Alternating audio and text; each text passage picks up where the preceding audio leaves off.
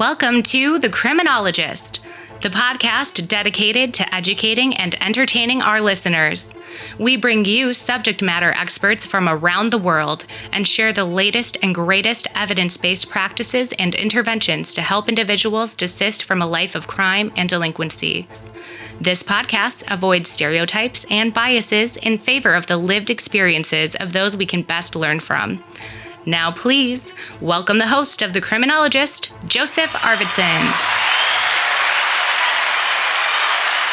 Hello, and welcome to episode 96 of The Criminologist podcast. Happy to have you all with us today. If you listen to these episodes in chronological order, then you are aware that last week we were over in Ireland speaking with Damien Quinn of Spira Nua.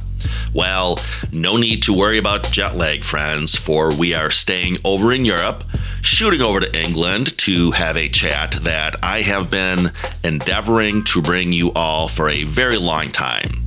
So pleased that I was finally able to coordinate with this week's guest and bring you my interview with Dr. David Patton from Sheffield, England. Dr. Patton is a Senior Criminology Lecturer, speaker, and author from the University of Derby. David truly believes that education is transformative. As you are about to hear, he believes in leveraging education to promote social justice, equality, and human flourishing.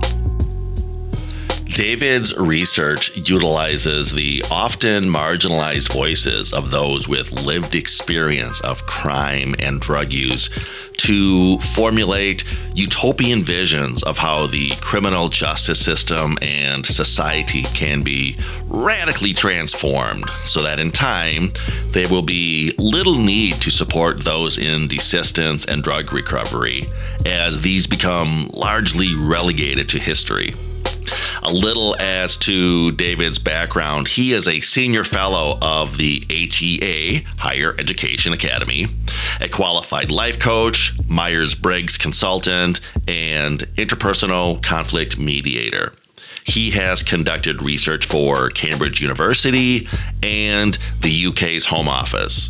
He has published work on a variety of topics, including illegal drugs, desistance, the external validity of self-report, and the science behind urine analysis. Please enjoy my conversation with Dr. David Patton, joining us all the way from Sheffield, England, and I will see you all on the other side.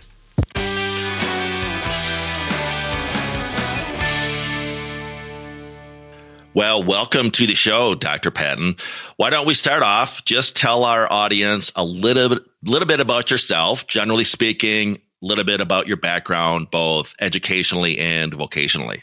Yeah, sure. So I fell in love with criminology kind of way back in the mid-90s, and so studied that as my undergraduate degree. Although I did start off doing a law degree and absolutely hated it. I really didn't like that kind of being a photocopier of this is what the law is and this is what the judge says. And so when I transferred across to criminology, my whole world opened up, really. And so asking that why question. So from that, went on to do a PhD at Sheffield University. So I'm based in England, in the UK, and did my PhD with Professor Jason Ditton. And during that time, worked for the Home Office on a drugs and crime project. So it's the first time they'd looked at the connection between drugs and crime amongst arrestees. So you guys over in America have been looking at, with the new ADAM program, New England, the ADAM program, as it was in America, the connection between drugs and crime amongst the arrestee population. But for us, we didn't have any measure.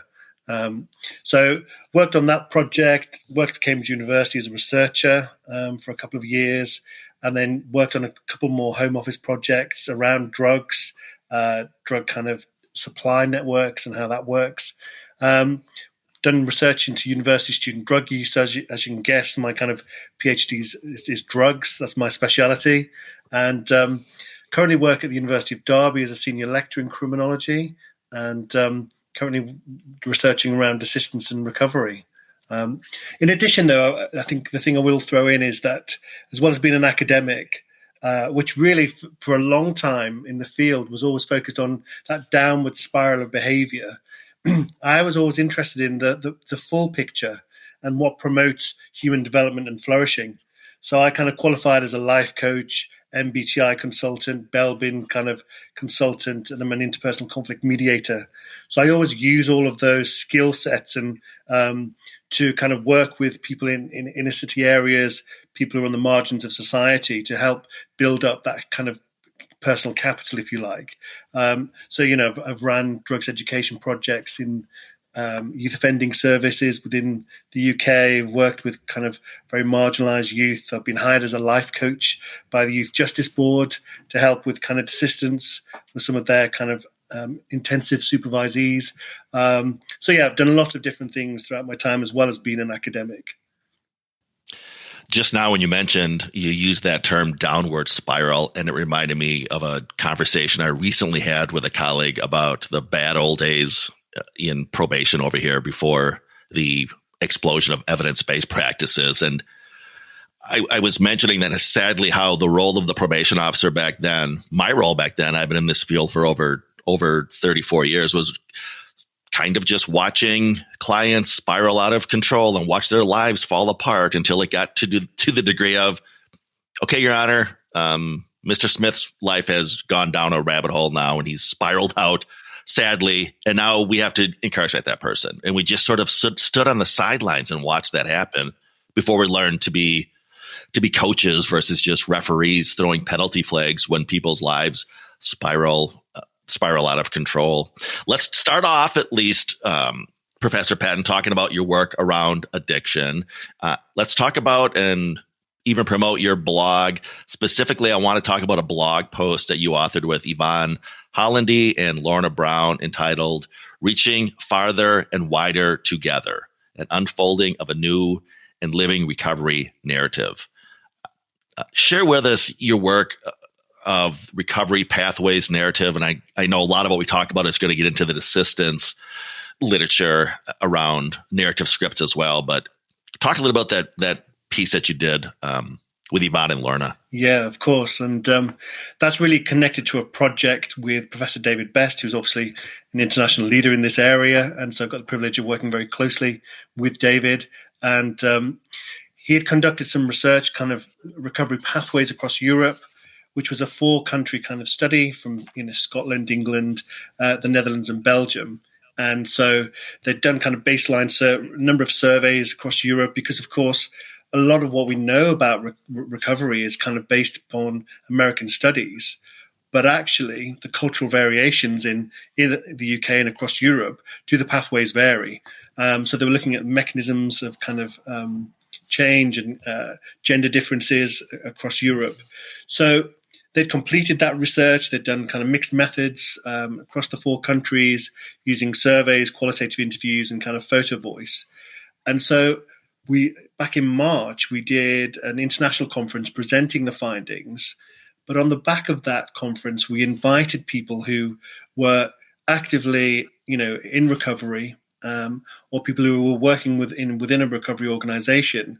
Would they like to be involved with us, an academic team, to kind of translate the research findings?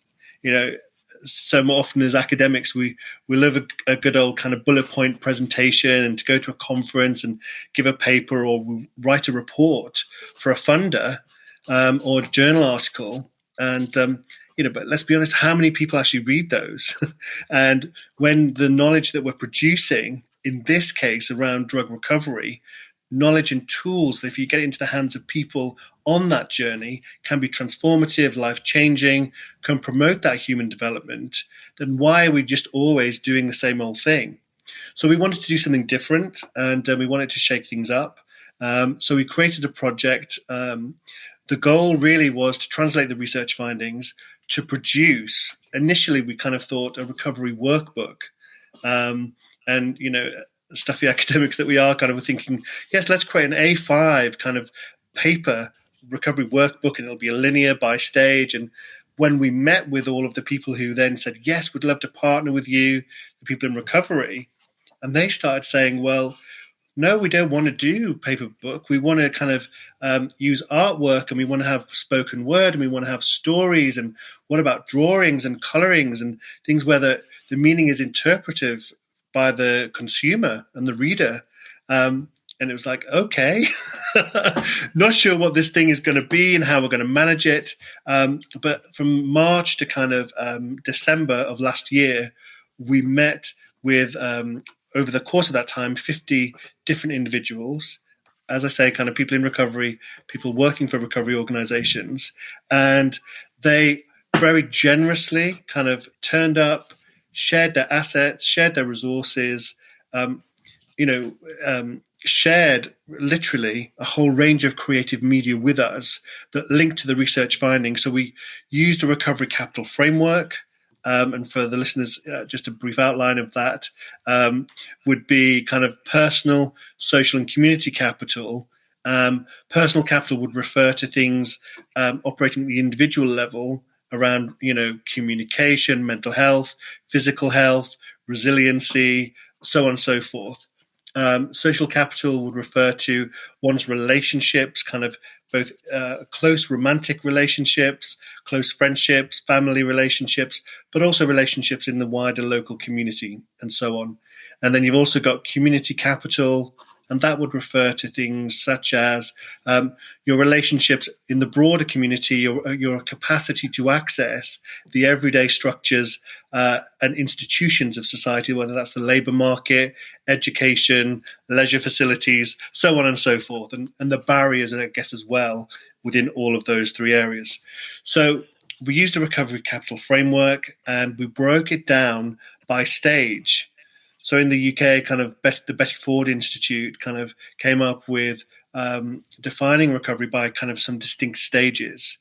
So they defined early recovery as up to 1 year, sustained recovery between 1 to 5 years, and then stable recovery is 5 years plus. So we really kind of provided that as a framework through which all of the assets and resources that were provided by these very generous individuals would be placed on what was called a mirror board. And essentially that's kind of an interactive whiteboard. So we ditched the idea of creating a physical A5 workbook, and we put the resource online. So there's a free link. It's freely available. It's not a product that we wanted to sell. It's there to help those who are in recovery and on the journey. So that was launched in December, and that was part of a National Institute of Health Research and an economic and social research kind of funding that we received.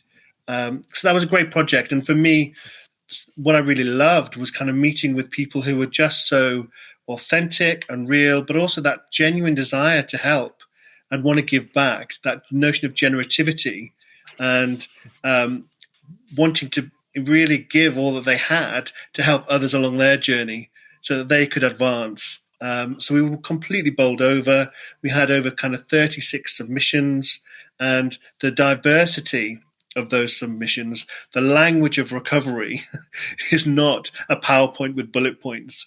It was such a diverse range of submissions that we received, from spoken word, poetry, storytelling, videos, podcasts, graffiti artwork, paintings, drawings, sculptures, you name it, songs. It's all on this kind of wonderful resource. So I really enjoyed kind of meeting directly with all of the participants, but also just watching how it was such a political project because it really shifted the power base. Traditionally it's academics who've got the platform, who are the authors. And I was very keen from the outset as leading that project that we handed over the platform, the microphone, to those with the lived experience, and so that we affirmed them.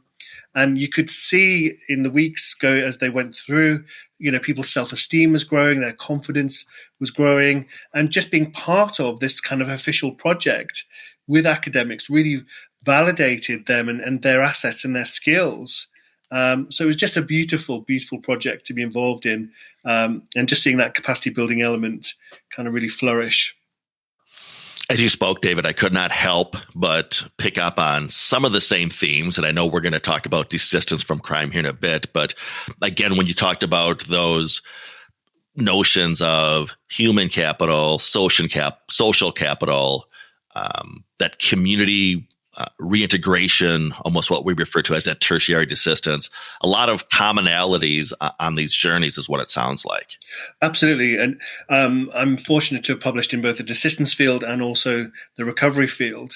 And when you look at the different kind of capitals in recovery and the different capitals, or, with my work with Stephen Farrell, I use the micro, meso, macro as the framework, and the overlaps between personal, social, and community were obvious in the two, and the processes of change, almost identical. I've interviewed Fergus McNeil for this podcast, and yes, on the topic of desistance, obviously. Great episode, but one of the things I loved was he said, the real problem is criminalization, not crime. To what degree do you see that in your work as to addiction and recovery?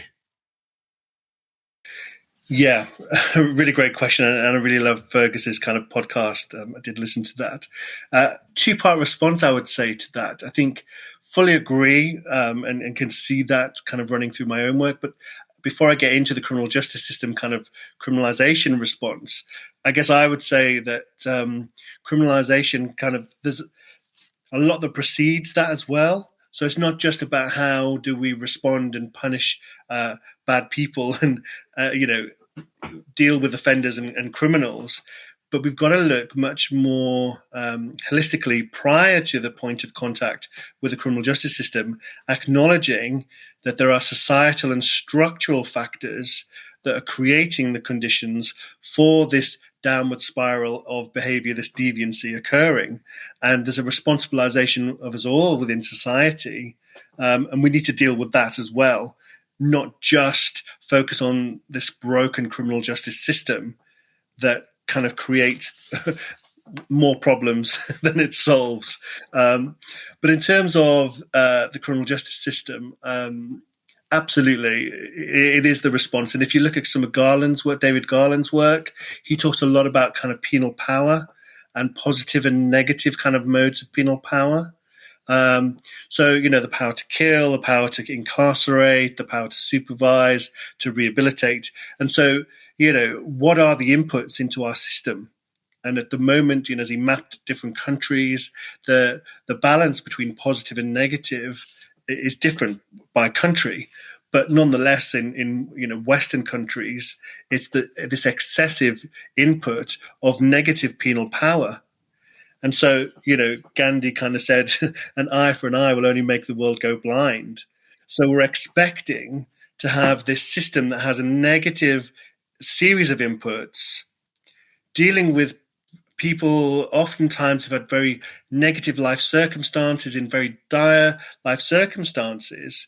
And then we're expecting them to have this negative, horrific experience in the system, in prison, etc., but to come out this reformed, well-rounded citizen who's positive and happy, ready to contribute to society. I mean, it just makes no sense, does it? It does not.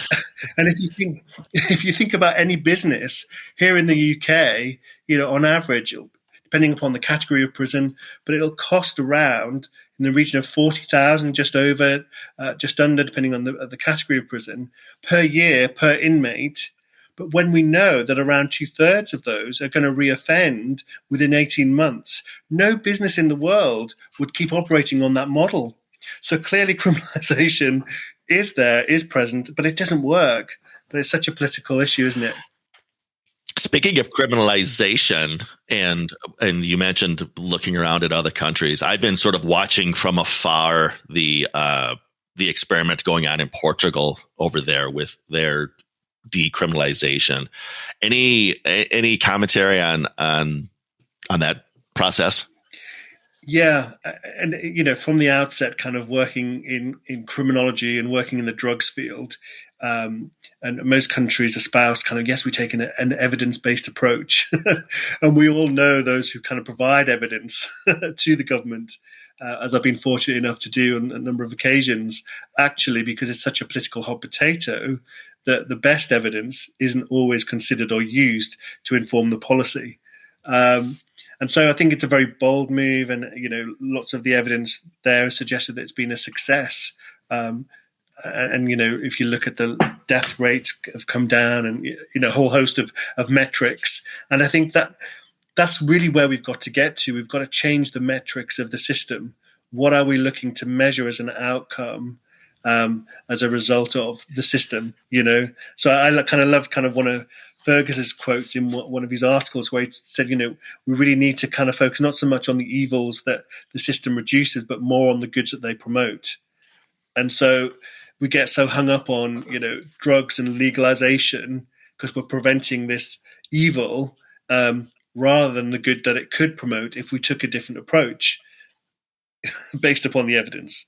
So, speaking of metrics, I had the honor of speaking recently at the American Probation and Parole Association conference down in Atlanta, and I was listening to a talk by Brian Lovins, their president. And to your point about the metrics we use, he pointed out that corrections is really the only field that, again, the metrics, we're all just measuring failures, yes.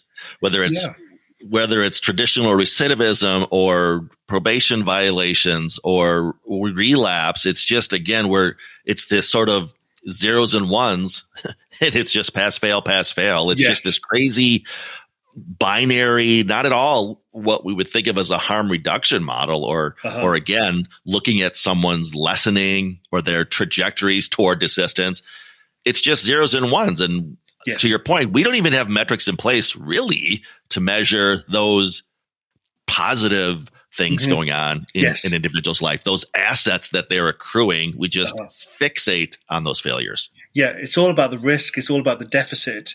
And, I remember kind of when I'm working in the youth justice field and, given a kind of 20-page assessment to do, first meeting with a young person.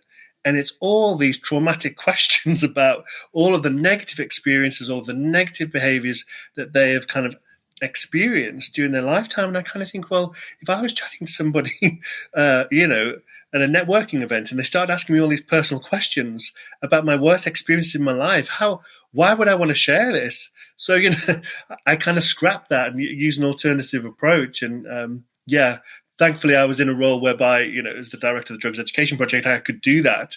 But unfortunately, people working within the system, you can't do that, in this bureaucratic model of justice that ensues within the criminal justice system, and the targets and they have to follow these assessment mapping systems in order to diagnose the risk. And the craziness, in the UK, for example, they do this assessment and comes out with, you are 87% likely to violently offend in the future. I mean, what? Are we Mystic Meg here? What is this craziness? And talk about self-fulfilling prophecy and labeling, and, we're still back in the dark ages. And speaking of assessment, I train on various risk need assessments here over in the United States. We still operate very much so under the risk need responsivity framework. But to your point about changing the tone, I've recently begun challenging trainees and trainers to envision, what does that entire interview or that conversation that you just referenced sound like if you never use the word risk? Or if you don't talk about, and again, not to get too in the weeds, but again, under the risk need responsivity model, we have those criminogenic needs, the central 8, as we call them. But to your point, David, rather than saying these are areas of your life that you're at risk, look at those areas and say, these are 8 key areas of your life. Yes. I mean, we all have these same key areas, whether they're education, our associates, our even our thinking, our level of substance misuse. But again, I challenge folks, hey, flip that around. And rather than just presenting that as these are your deficits, this is why you're such a train wreck, flip this into, hey, here's some assets you have going for you that we really need to build up if you want to attain those hopes and dreams. But to your point, it's bizarro world. It's flipped upside down. Yes. And it's based really upon, in my view, a system that's premised upon structural violence. So you've got these power systems where the social structures and institutions cause harm to people in a way that results in their kind of maldevelopment or their further deprivation. So we've got these institutions that are hell-bent on asking about risks and deficits, creates further harms. That's a deliberate creation. And we now have a responsibility to change that narrative and to be advocating for the strengths-based approach and the assets approach. And, as a coach, you would never take somebody who wasn't performing well in a specific area and then almost create an action plan based upon, well, you've done this wrong and that was awful when you did that, and oh my gosh, and of course that's not the approach. But yet in the criminal justice realm, that's just been the standard approach for so long. Thankfully it's beginning to change, but it's too slow, and it makes no sense. You mentioned Stephen Farrell earlier, and I want to talk to you about an article that you published, and I love this, presenting a utopian perspective on desistance. And one of the aims of that project was to explore what an ideal version or a utopian version of a criminal justice system may look like if we could just start with a blank canvas, sort of, tabula rasa. I'll roll up my crappy Latin there, and leverage the knowledge that we know now. And we love talking about desistance on this show. Tell us what this project looks like or looked like. Sure. So to give you the backstory behind it, so I received 43 diaries of people who were in prison. They were lifers, and they'd kind of committed murder and rape and kind of really serious sexual violent offences. And so I kind of read their diaries, over and over, and their stories still kind of remain with me now, kind of many years after kind of reading them. But it became very clear to me that these weren't just personal diaries. They weren't diaries just about themselves and their own life events and their own hopes and desires. But for me, it revealed something more. And I came across Levitas's work, who kind of does a lot of work around utopia. And she defines utopia as the expression of desire for a better way of living and of being. And I thought, desistance, utopia. So there was so much overlap. And so I really wanted to use their diaries as a form of utopian literature. And what Levitas kind of also argued is that these utopian kind of visions can be seen as in three different ways, three different C's, if you like. One is a compensation for what's missing or lacking in the present. So it was clear, reading the diaries of the inmates, that they were exposing the lack both through their personal life experiences, but also much more broadly in society. She also spoke about it being a critique of the ills of society and it being a kind of a compensation. But importantly, I think the third thing was around this call to change, that actually the diaries inspire the aspirational kind of pursuit of a world transformed. And so I couldn't with integrity read the inmates' diaries and not be inspired to do something about creating a different outcome for these men and future men. So really kind of going through the diaries on the surface level, without that utopian lens, it did reveal that they hoped to be different, or they believed that they were now, they'd gone through the identity transformation, as Giordino kind of talks about in the desistance literature, kind of relating to secondary desistance, that engaged with different programs in prison and gone through that identity change. And they were hoping for this future life upon release, a different lifestyle. But actually, a lot of their hopes were very mundane, things that, you and I would take for granted, kind of, just regular employment, a romantic partner, the hope to have children or a reconnection, reconciliation with their existing children. And obviously, the fulfillment of those would transform those men's lives. But I was thinking, if I was to read the diaries of some of my students at the university, they would have much loftier aspirations, would they aim to be a millionaire or the next Elon Musk or, so on and so forth? And I just thought, why is there this discrepancy between the loftiness of their aspirations and what's occurring there? And so it really revealed to me that we need to look deeper. And by using that utopian lens, their diaries were not just revealing this personal utopia, but actually was also revealing a collective one. So it wasn't just about exploring their own individual desistance capital or even a group desistance capital of ex-offenders. Actually, it was revealing a societal desistance capital, because in order for their desires and hopes to be fulfilled, the society that is needed to facilitate that is a radically different one to that which is in existence today. We can't just keep putting band-aids on the criminal justice system or within society.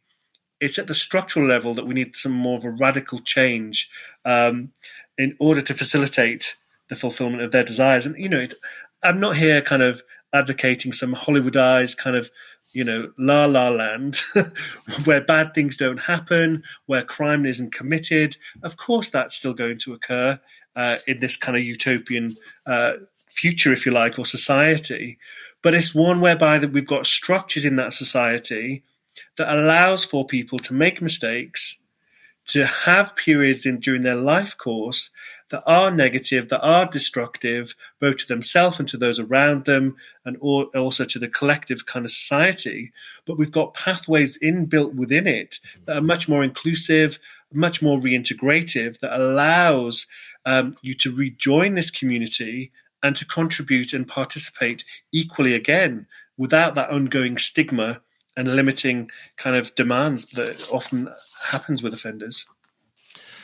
I just applaud you so much, David, for leveraging the lived experience of others, which I've been advocating for a long time. As my listeners know, when I bring on guests, they typically fall into three categories: academics, such as yourself, which is fantastic; practitioners in the field who are doing the work, and then thirdly, those with lived experience. And again, I really feel, and you've noted this when you said you realize that somebody looking at bullet points on a PowerPoint may not resonate as much as hearing from somebody who's walked that journey. But again, I feel we really need to start, and that's why I applaud you, leveraging what I refer to as those true subject matter experts. Yes, absolutely.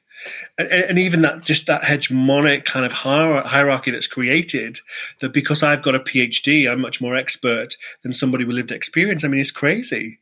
The whole hierarchy is the wrong way around, isn't it? Yeah, exactly. And you would look at other fields and apply that same template and think you're out of your mind. Yes. If, for example, in the field of medicine, we never talk to patients, or if in the field of education, never talk to the students. Yes. But that's the model we've embraced in corrections. Yes, absolutely. Yeah. Never talk to the client.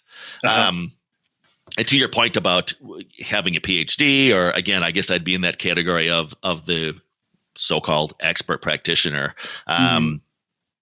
Forgive me, Fergus and Shad. I think it was Shad Maruna who, when I spoke with him, he said, Joe, if you're stuck in the middle of a minefield, the best way out of that minefield is to follow the footsteps of the person ahead of you that successfully get out of the minefield. Well, David, I've never been stuck in the minefield of criminality, so I can't tell you what that pathway looks like. I suspect you've never been stuck in the minefield of criminality. Yes. But again, we know who those folks are, but we tend to sort of keep them at arm's length.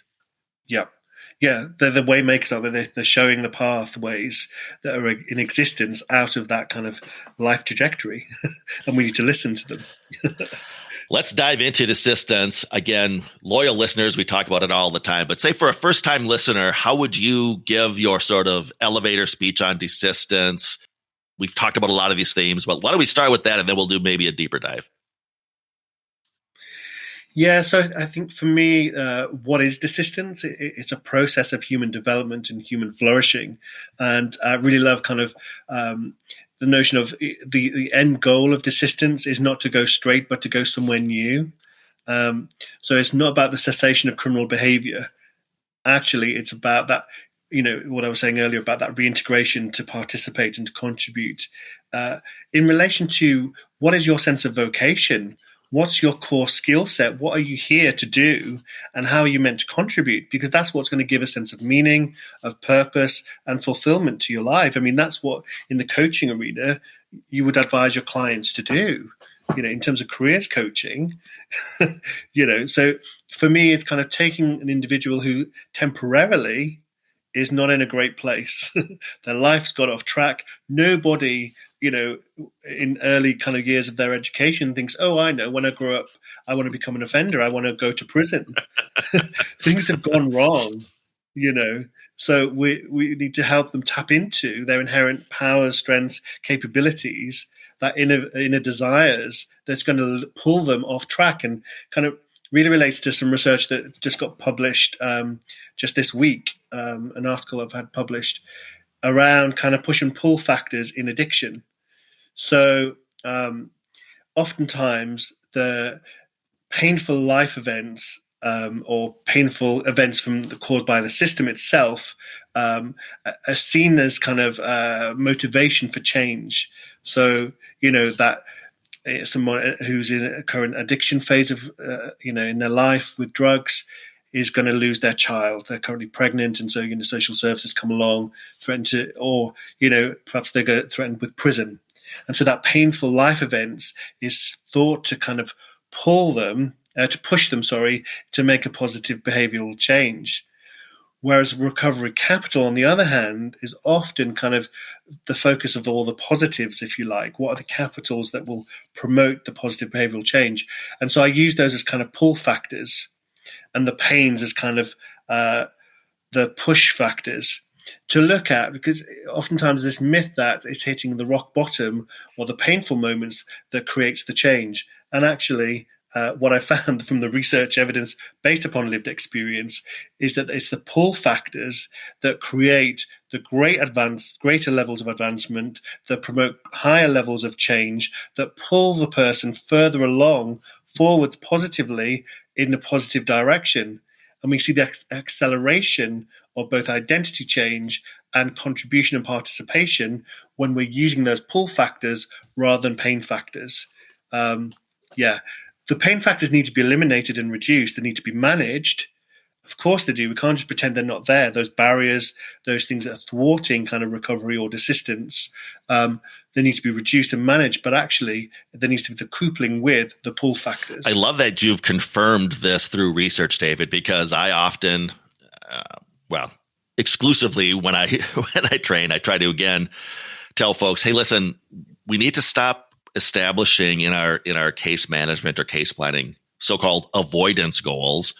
Don't do this, don't associate with this person, don't engage in that behavior, and flip that around to approach goals. What do you aspire to do? And again, when you talked about push and pull factors, again, it resonated because it sort of confirmed that approach I've been taking. Mm-hmm. Yes. Another thing I wanted to mention, again, I've had the privilege of speaking with quite a few individuals with lived experience. And we talked about generativity earlier. And without fail, without prompting, that always seems to come out of the interviews with those folks in some way, shape, or form. They're giving back. And obviously that mirrors your research as well. Yes, absolutely. And something that, reading kind of some of the interview transcripts from the European Pathways Recovery research that I've been privileged to be involved in, there was kind of 90 interviews kind of conducted across kind of Europe. So I analysed the 30 kind of interview transcripts from the UK. And a lot of the respondents in that kind of sample, at least, were talking about once they entered into, for them, kind of mutual aid, peer-based kind of recovery kind of pathways. They said that they'd been given for the first time a map of how to build this kind of positive identity and kind of positive kind of lifestyle, and they were given the tools to get their way out. So, of course, if you've never had that, you've been looking for it, and then other people have freely given it to you. They then later once they've moved on through the phases of recovery, want to give that back. They want to pass that baton on, that roadmap or those tools. So, and that's why I think in the project I was talking about at the start of the interview, people showed up for free, week in, week out, and gave so generously. It's because they've received that from others on their journey. So sort of this reciprocity. And so you're saying also then, if I'm understanding you correctly, David, that process of giving back, that generativity, is also related to the all-important identity transformation process occurring. Yes, absolutely. Yeah. And that's really fundamental part of the process, isn't it? It's kind of taking this old self and creating this new self. And it's actually through kind of integration and participation that as people are affirmed and people regain access to education, to quality employment, so on and so forth, that is meaningful to them, activities that are meaningful to them outside of those arenas as well, that they are then seen in different ways. They're no longer seen as the addict or the ex-offender. They are now kind of the homeowner. They are now the qualified person, the educated person, the employed person. And so those new legitimate labels that they are applying to themselves, and that more importantly that others are applying to them, kind of consolidate that internal self-identity work that they've engaged with. So it's that kind of two-part process. It's both an internal work, and that takes a lot of work to change your identity. I mean, if you think about somebody who is a smoker or somebody who is obese, and if we ask them to change their identity from being a smoker to a non-smoker, or obese to being healthy and fit, that's a huge goal. We provide much more resources to support people in those identity changes than we do with people in recovery and people who are in offending pathways. Let me ask you this. You're actually an ideal person to ask based on your subject matter expertise around both addiction and desistance research. I've asked this question to colleagues. So again, when you were talking about developing a new identity, all due respect to individuals in the 12-step movement, but as we know, when an Alcoholics Anonymous meeting begins, part of that process is, "Hi, my name's Bob, and I'm an alcoholic." "Hi, Bob."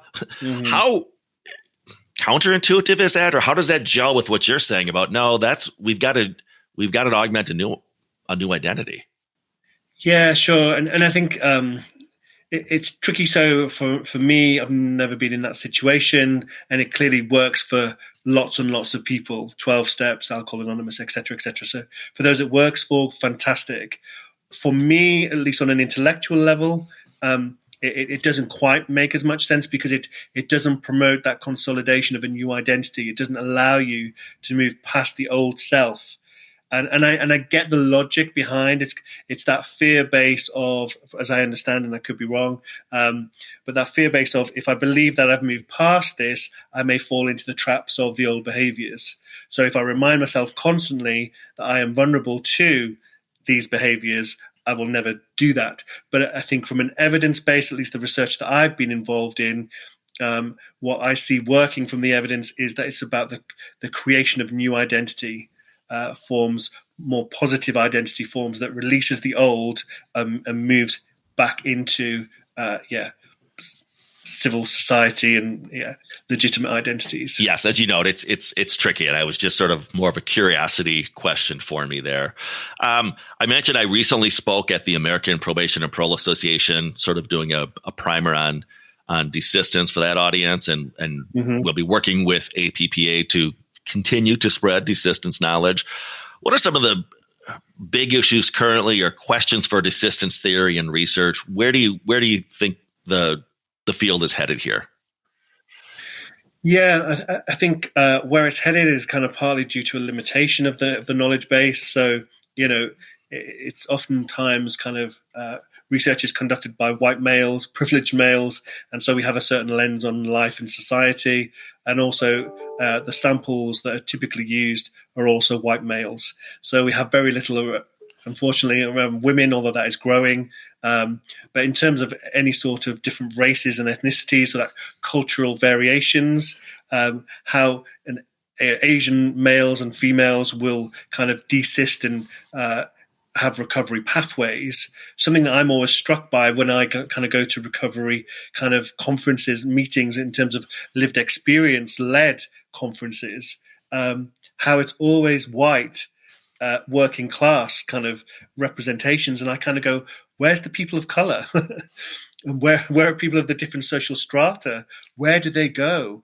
And clearly they do have difficulties with addiction careers, with offending careers, but they are having pathways and support in other ways.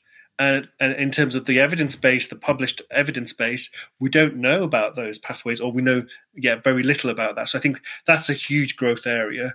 And I think the other one, although as you've picked up, I very much believe in putting the individual and the lived experience at the center.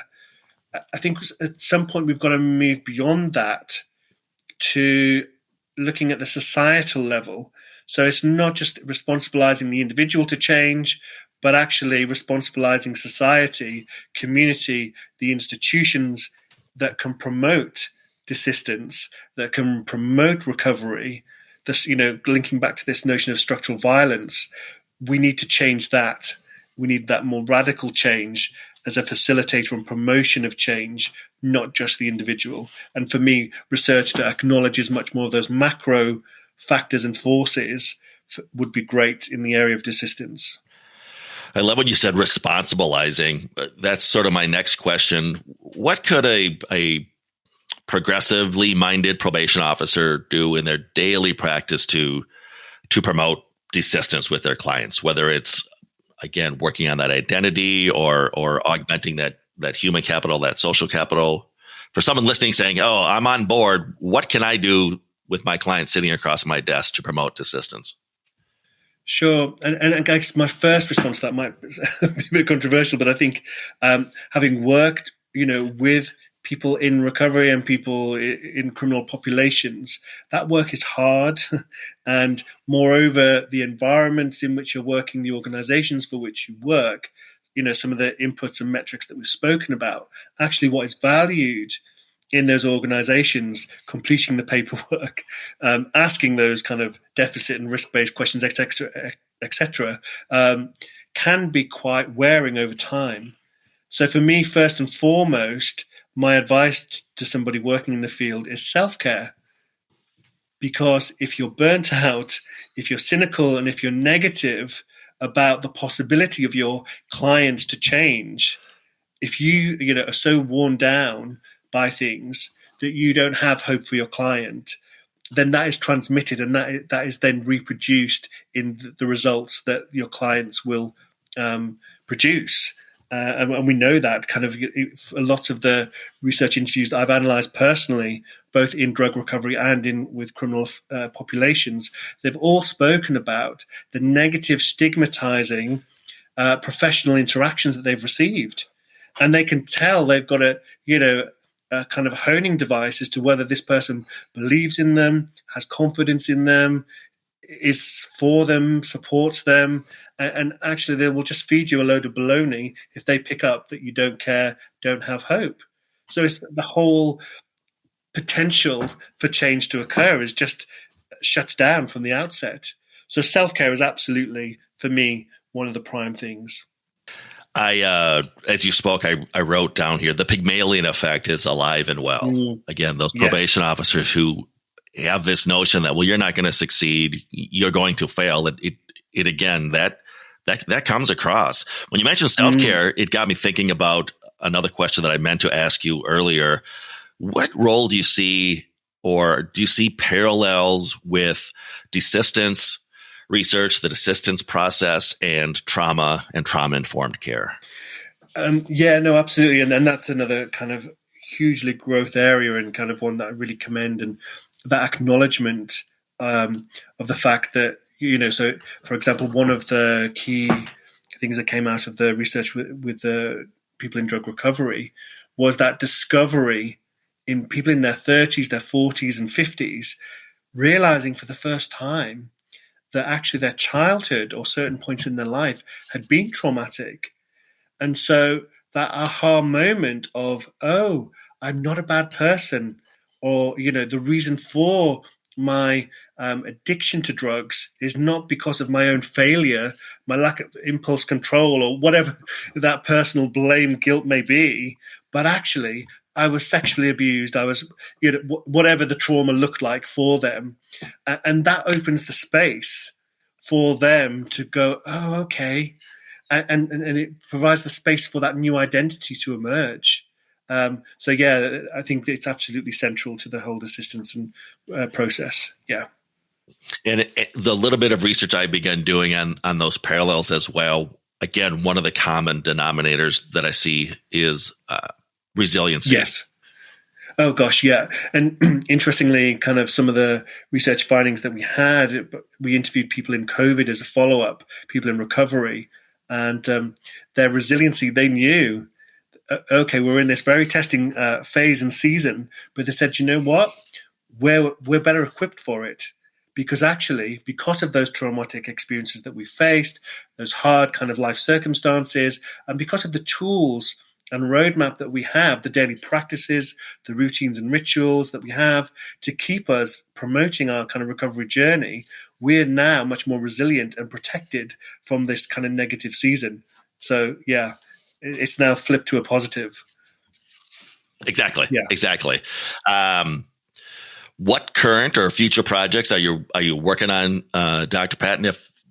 If and when I have you back on the show in a year or 3 years or 5 years, look into your crystal ball. Speaking of approach goals, what do you think we may be chatting about in the future? Yeah, sure.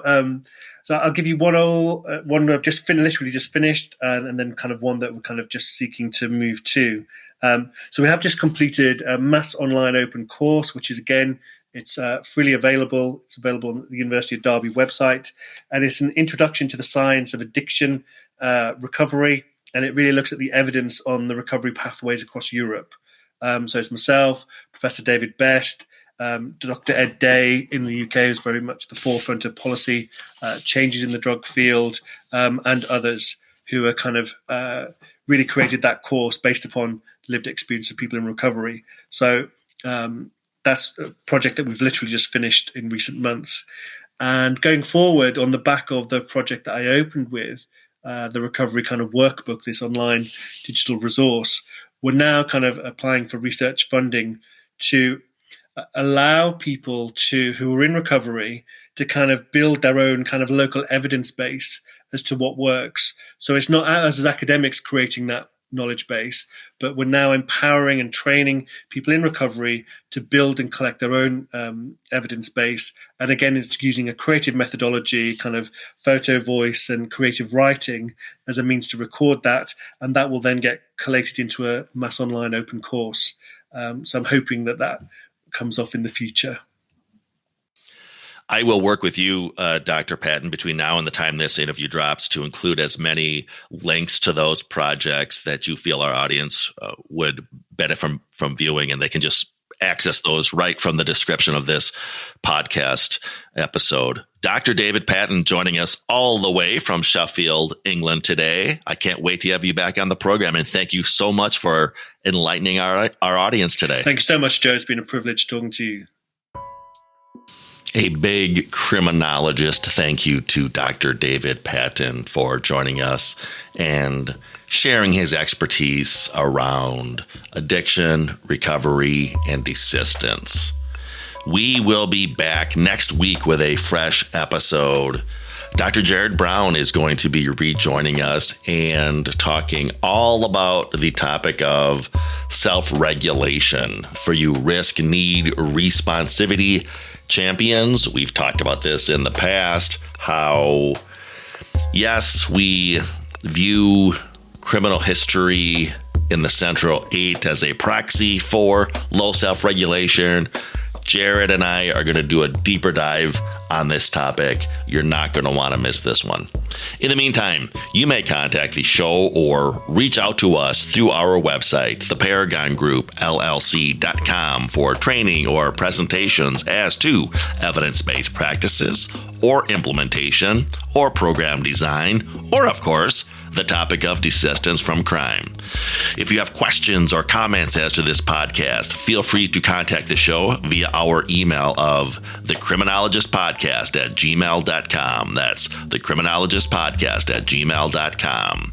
Remember to follow us through our Facebook page and our Instagram page at The Criminologist Podcast. New fun images are being added all the time to those feeds. You don't want to miss out. We are also on Twitter at Crim Media Group. That's CRIM Media Group. Go ahead and give us a follow. You can also connect with me, Joseph Arvidsson, on LinkedIn, and follow both the Criminologist Podcast and the Paragon Group on our LinkedIn pages. Lastly, if you've not already done so, check out and subscribe to our YouTube channel, The Criminologist, for additional content as to the themes of this podcast. Merchandise is now available. If you are interested, reach out to the show to score a criminologist pen, refrigerator magnet, or coffee mug. And if you believe in what we're doing on the program, if you're part of the movement, please spread the word. Tell a friend or a coworker or a colleague about us. Ask them to subscribe to the podcast, and of course, do so yourself if you've not already done so.